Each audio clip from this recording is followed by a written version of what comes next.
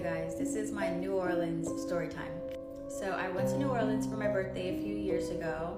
My friends were supposed to fly in that day, but they ended up missing their flight.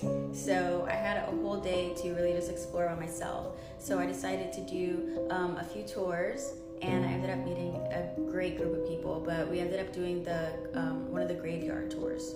And of course, on this tour, they talk a lot about Marie Laveau. So if you don't know who Marie Laveau is, she was a voodoo practitioner, she was an herbalist, okay, she was big witch, okay? They actually did a season of American Horror Stories that was talking about Marie Laveau. So while we were on this tour, they were talking about how a lot of people like to leave her offerings like bobby pins because she was a hairdresser and things like that.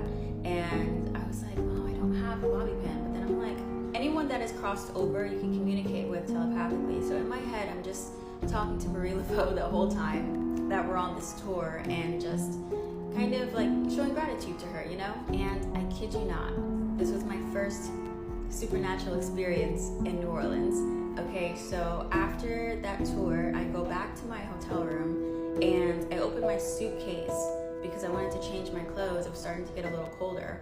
I open my suitcase and there is a bobby pin sitting on top of all of my clothes. Obviously, I don't wear bobby pins. Okay, I have no use for them whatsoever, but it was sitting so perfectly on top of all of my stuff in my suitcase. And so I definitely took that as a sign like, oh my gosh, you heard me, you know? And she's like, hey, I'm recognizing you. I heard you. Here's the proof to let you know that I heard you, girl, okay? And that's just one story. So stay tuned for part 2 when I tell you guys about the vampires that were in New Orleans, okay? Because yeah, I got a story. All right, you guys, this is my part 2 to my New Orleans trip, and we're gonna talk about the vampires that I saw. So fast forward a bit into my trip, both of my friends got there and we decided to go out and walk Bourbon Street and just see what the nightlife was like. We ended up at this bar that had live music and it was a pretty big space. I don't remember what it was called, I wish I did. But when you walk in, there's like the bar on the side, and then this is what caught my eye at first. There was this table in the back right corner that a lot of people were sitting at, and they were sitting like on top of the table and on the actual like benches of the table. Their vibe was completely different than everyone else's in the room. It was just kind of, the only way that I can describe it, it was like a still darkness. It was just kind of off. But there were these 2 guys in particular that caught my attention. One was this tall black guy, right? That was sitting on one of the table, very tall. And this other guy who was like a shorter white guy, you know? But they both looked very interesting. But I turned back towards the bar so that I can grab my drink and talk to my friend that was next to me. Tell me how, as soon as I turned around with my drink, he was standing there right in front of me. Like some Twilight shit. He started talking to my friend, asking where we're from, what we were doing. Now, one of my friend's boyfriends, who actually lives in New Orleans, was with us, by the way. But anyway, this vampire dude and his tall friend convinced my friends, not me, that we needed to go to this bar. I think it's one of the oldest bars that's in New Orleans, and they have this unlisted shot that you have to ask the bartender for that's not on the menu. And as we started walking, we noticed that we're getting further and further away from, you know, Touristville. And by this time, I really wish that I could explain it, but the vibes were just so weird. They were so weird. And I told my friends pretty much that it was a really creepy vibe. Like, why do we need to go all the way out somewhere else just for a shot, you know? And on top of that, their energy was just not normal. And my friend's boyfriend agreed with me. And I specifically remember like typing out a text on my phone. And as we were walking, I showed it to my friend's boyfriend. And I straight up said, I think they're vampires. And he just looked at me like with the most serious look, like,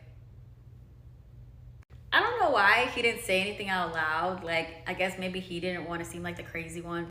But this is where shit started to get real. So there has to be a part 3 to this because there's no way I'm gonna be able to fit it. So I'm gonna post it right after this one. Part 3, my New Orleans trip, vampires, let's go. We got to this bar that they wanted us to go to so bad. He ordered those special shots for everyone. Myself and my friend's boyfriend just kind of looked at each other like, I'm not drinking this shit. I don't know what's in this. So like we barely sipped it and then just kind of like chucked the rest. And after that, the shorter guy, he started holding a conversation with one of my friends, and this conversation was drawn out. Like I'm talking about 25, 30 minutes. But the conversation was only about her. Like her life, what she's doing. Every time she tried to ask him something about his life, he deflected it. Or it was something like 2 words, like very brief, back to you.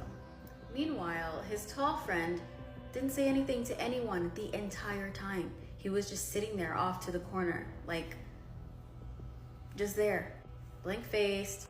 And I noticed as their conversation kept going, the more drained my friend started to get. And then I was like, A lot of times when people think about vampires, they think about blood-sucking vampires, like freaking Twilight or, you know, whatever other TV show or movie. Most of the time, and I'm not saying that it doesn't exist because I know that it does, but most of the time, these are energy vampires. And they literally suck the life out of you. And that's exactly what was happening to her. But they didn't want to hear me at that time. So after she started getting tired, all yawning and stuff, he tries to make his way over to me. And I had such a dominant energy when he came over to me because I'm like, you're not about to fuck with my energy. So I looked at him in the eyes the entire time. And every time he tried to ask me something, I reflected the question. I was like, what about you? And after about like 5 minutes, he knew that he wasn't gonna get anywhere with me. You can't play with me, I'm a witch. Fast forward, my friend started saying how she was tired. If we didn't do anything, she's just gonna go back and fall asleep. So when we left, they wanted to go to this 4-story like nightclub. But as we were walking there, I started telling them what I was feeling and what I knew, that they were freaking vampires. And then we decided to lose them when we got in there. Now, when I tell you guys, this place was packed like wall to wall, every floor. I think we went all the way up to the 3rd floor. I can 100% tell you that we lost them in that crowd of people because we were inside the building before they even got inside. So they wanted to go out on the balcony because they wanted to smoke or whatever. And I was sitting there telling them like, dude, like those guys were freaking vampires. That tiredness that you're feeling because they were draining your energy. Tell me how. 2 minutes later, I turn around and guess who's there? And this time it was almost with a smirk on his face. Like, oh, that's cute. You thought you lost me, didn't you? And somehow he knew what I was talking about before he even got there. He was like, so what were you saying to your friend? And proceeded to pick me up on the balcony. Okay, this is the final part to my vampire story. So when he put me on that balcony, y'all, I was shook. Like, and I look over to the corner where my friends were, and none of them were like looking over. I was like, how are you guys not seeing this right now? So what I did was I kind of pushed my leg down so that I would have had at least most of my body like close to the floor. Like that was the smoothest threat I had ever seen. But I did get down. I was definitely trying to play it off and keep things cool. But either way, shortly after that, we ended up leaving. And it's so crazy because even after all of that, he gave me his number. Like, I kid you not. And in my head, I was like, should I have a vampire friend? My sheer curiosity and just like, wow, like this is magical as fuck. But then I kind of got over it, you know, curiosity killed the cat. I don't need to be friends with a freaking vampire, and I deleted his number. But yes, you guys, so that happened.